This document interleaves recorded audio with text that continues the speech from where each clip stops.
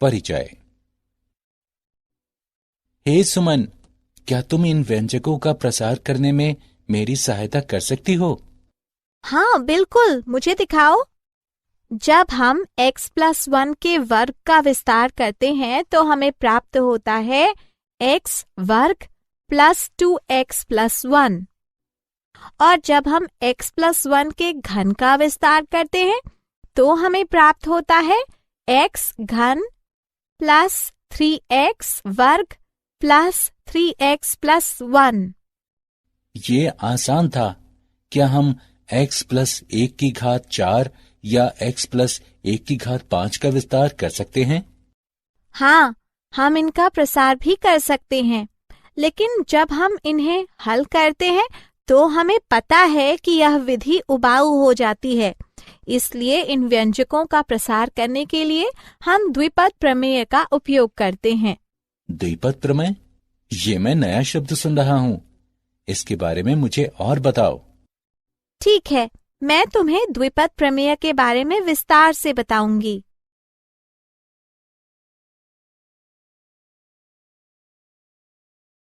उद्देश्य।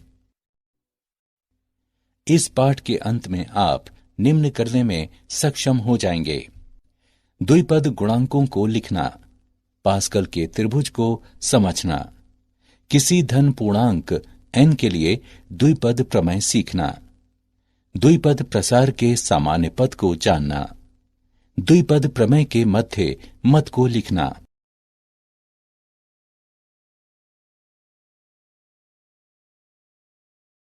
धन पूर्ण घातांकों के लिए द्विपद प्रमेय। कोई द्विपद एक ऐसा बीज गणितीय व्यंजक होता है जिसमें दो पद होते हैं। उदाहरण के लिए x प्लस y। हम द्विपदों की गुणा करने जा रहे हैं।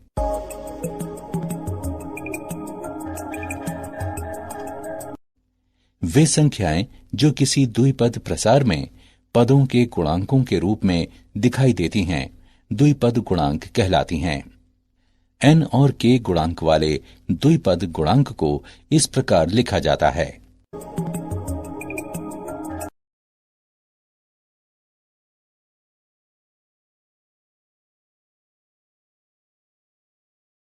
पास्कल का त्रिभुज।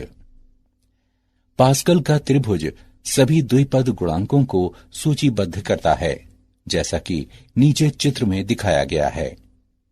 x+1⁵ या केवल 1 के प्रसार में 0वीं पंक्ति गुणांक है।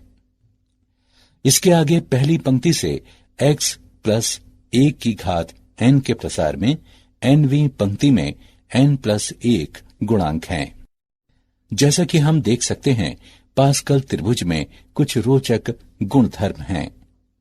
त्रिभुज प्रत्येक पंक्ति के मध्य में सम्मित है, अर्थात NCR बराबर NCN घटा R। प्रत्येक पंक्ति में सबसे बाईं ओर सबसे दाईं ओर की संख्याओं को छोड़कर प्रत्येक संख्या सीधे इसके ऊपर की दो संख्याओं का योगफल है, अर्थात NCR बराबर NCN घटा 1 R घटा 1 जमा N घटा 1CR।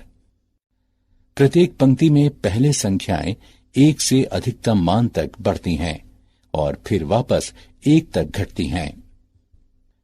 दूसरी संख्या और nवीं पंक्ति में अंतिम संख्या n है, अर्थात NC1 बराबर NCN घटा 1 बराबर n।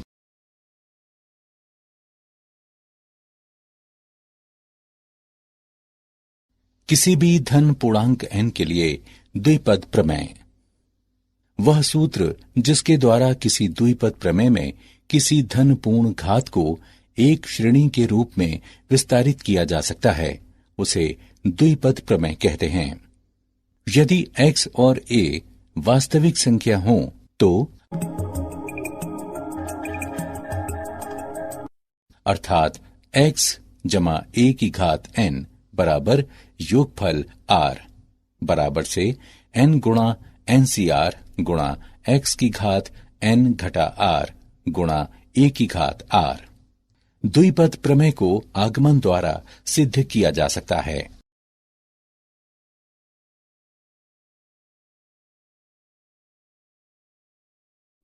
गुणधर्म। प्रसार में n जमा 1 पद हैं। प्रसार के किसी पद में x और y के घातांकों का योगफल n के बराबर होता है। द्विपद गुणांक आरंभ और अंत से समदूरस्थ हैं, क्योंकि NCR बराबर NCN घटा R। पद NCR गुणा x की घात n घटा R गुणा y की घात R प्रसार के शुरुआत से R जमा 1वां पद है। इसे सामान्यतः TR जमा 1 से निरूपित करते हैं और ये प्रसार का सामान्य पद कहलाता है। अंत से आरवां पद आरंभ से n घटा R जमा 2वें पद के बराबर है, अर्थात NCN घटा R जमा 1 गुणा x की घात R घटा 1 गुणा y की घात n घटा R जमा 1। x के स्वतंत्र पद में कोई x नहीं है, अतः R का वो मान ज्ञात करें जिसके लिए x का घातांक 0 हो।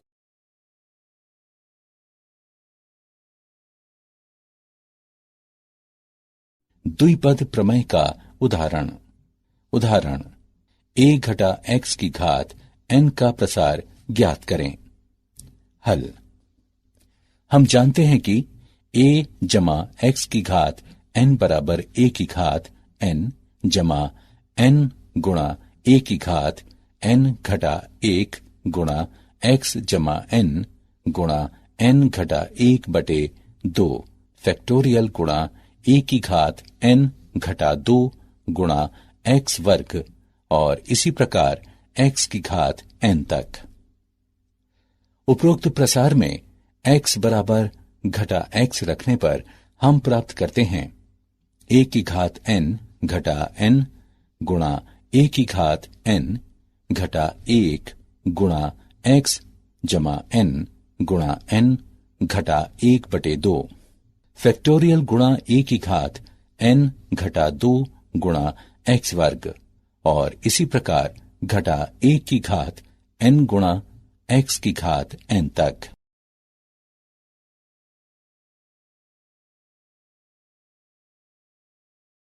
द्विपद प्रसार का सामान्य पद। x जमा a की घात n के प्रसार में r जमा 1वां पद सामान्य पद कहलाता है, जिसे TR जमा 1 से निरूपित किया जाता है। TR जमा 1 बराबर NCR गुणा x की घात n घटा r गुणा a की घात r बराबर NCR। पहले पद की घात n घटा r गुणा दूसरे पद की घात r। उदाहरण x जमा 2y की घात 10 के प्रसार में 5वां पद ज्ञात करें। हल। x जमा 2y की घात 10 के प्रसार में 5वां पद नीचे दिया गया है। 3360 गुणा x की घात 6 गुणा y की घात 4।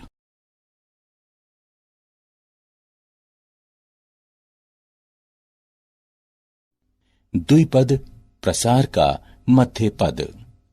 अब आइए द्विपद प्रमेय में मध्य पद ज्ञात करें। x जमा y की घात n। दो स्थितियां उत्पन्न होती हैं जो घातांक n पर निर्भर हैं। स्थिति 1, जब n विषम हो। द्विपद प्रमेय में दो मध्य हैं, n जमा 1 बटे 2वां पद और n जमा 1 बटे 2 जमा 1वां पद। स्थिति 2, जब n सम हो। जब द्विपद घातांक n सम होता है तो हम देख सकते हैं कि केवल एक ही मध्य पद होता है और ये Tn बटे 2 जमा 1 है। उदाहरण के लिए, यदि घातांक n बराबर 6, जो कि एक सम संख्या है, तो मध्य पद होगा Tn बटे 2 जमा 1 बराबर T6 बटे 2 जमा 1 बराबर T4।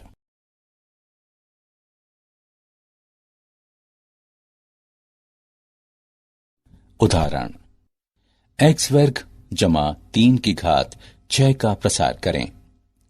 हमें अपने उत्तर के लिए द्विपद प्रमेय में पदों और घात को लेते हुए शुरू करना होगा।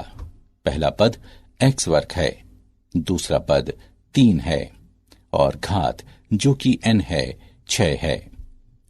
इसलिए 0 से 6 तक गिनने पर द्विपद प्रमेय से हमें प्राप्त होता है x वर्ग जमा 3 पूरे की घात 6 बराबर 6 c 0 गुणा x वर्ग की घात 6 गुणा 3 की घात 0 जमा 6c 1 गुणा x वर्ग की घात 5 गुणा 3 की घात 1 जमा 6c 2 गुणा x वर्ग की घात 4 गुणा 3 की घात 2 जमा 6c 3 गुणा x वर्ग की घात 3 गुणा 3 की घात 3 जमा 6 c 4 गुणा x वर्ग की घात 2 गुणा 3 की घात 4 जमा 6c 5 गुणा x वर्ग की घात 1 गुणा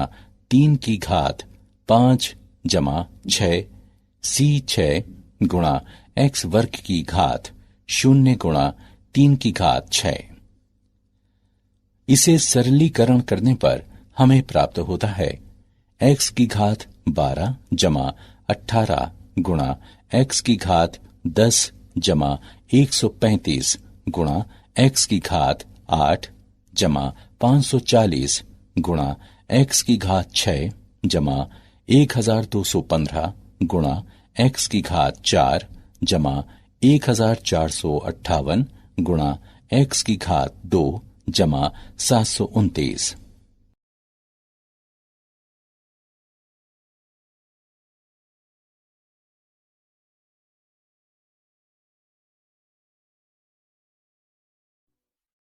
उदाहरण, 3x घटा 4 की घात 12 के प्रसार में पांचवां पद ज्ञात करें।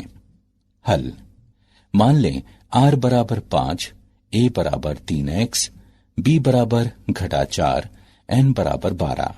इन मानों को प्रतिस्थापित करने पर हम प्राप्त करते हैं 12c 5 घटा 1 गुणा 3x की घात 12 घटा 5 घटा 1 गुणा घटा 4 की घात 5 घटा 1। इसे हल करने पर हमें निम्न प्राप्त होता है 495 गुणे 6561 x की घात 8 गुणे 256 बराबर 83140 9920 x की घात।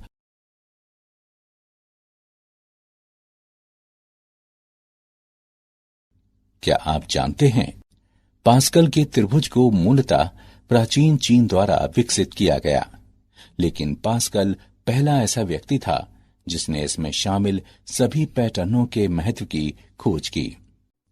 लगभग 1544 ईसा पश्चात जर्मन गणितज्ञ माइकल स्टिपेल ने सर्वप्रथम द्विपद गुणांक शब्द का प्रयोग किया।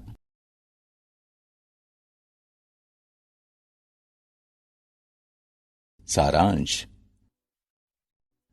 आइए हमने जो कुछ सीखा है उसे संक्षेप में दोहराएं। किसी धन पूर्णांक n के लिए एक द्विपद के प्रसार को द्विपद प्रमेय के द्वारा प्रदर्शित किया जाता है, जो है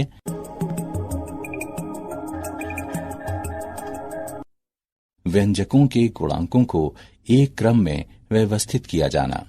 ये क्रम पास्कल का त्रिभुज कहलाता है। प्रसार का सामान्य पद 1 जमा b की घात n है। tr जमा 1 बराबर प्रसार में n सम हो तो मध्य पद 1 जमा b की घात n जमा 1 बटे 2वां पद होता है। यदि n विषम हो तो मध्य पद n जमा 1